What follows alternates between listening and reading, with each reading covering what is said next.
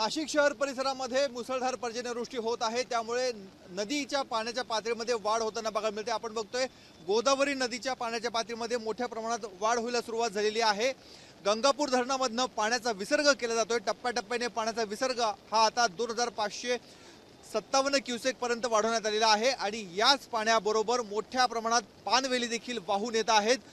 आनंदवल्ली पासून तर रामकुंड परिसरापर्यंत ठिकठिकाणी अशा स्वरूपाच्या पानवेलीचं साम्राज्य हे नदीपात्रामध्ये आहे आणि याच पाण्याच्या प्रवाहाबरोबर या पानवेली देखील वाहून येत आहेत। संपूर्ण रामकुंड परिसर आपण बघतोय पानवेलींनी आता व्यापून टाकलेला आहे।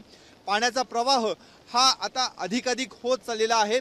दुतोंड्या मारुतीच्या गुडघ्याच्या वर पाणी यायला सुरुवात झालेली आहे आणि याच पाण्याबरोबर पानवेलींनी देखील दुतोंड्या मारुतीला वेढा घातल्याचं बघायला मिळत आहे। पुढच्या बाजूला जर आपण बघितलं तर जी गोदा काठावरची मंदिरं आहेत, सिद्धपाताळेश्वर मंदिर, त्याच्या आजूबाजूची जी मंदिरं आहेत, ही सर्व मंदिरं आता त्यांना देखील पाण्यानं वेढा दिल्याचं दृश्य आपल्याला बघायला मिळते। आपण आता एका छोट्या पुलावर आहोत। हा पूल नदीच्या दोन्ही तीरांना जोडणारा पूल आहे, मात्र या पुलावर देखील आता मोठ्या प्रमाणात पाणी जमायला सुरुवात झालेली आहे। नागरिकांना हा पूल आता येण्या जाण्यासाठी वर्दळीसाठी बंद करण्यात आलेला आहे। गोदा काठावरचा आजचा बाजार हा देखील बंद करण्यात आलेला आहे, त्यामुळे प्रशासन अलर्ट मोडवर आहे।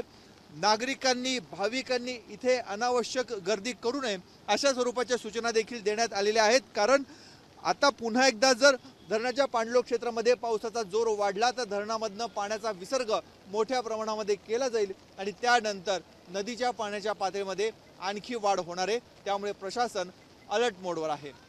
कॅमेरामन किरण कटारेसह मुकुल कुलकर्णी, एबीपी माझा, नाशिक।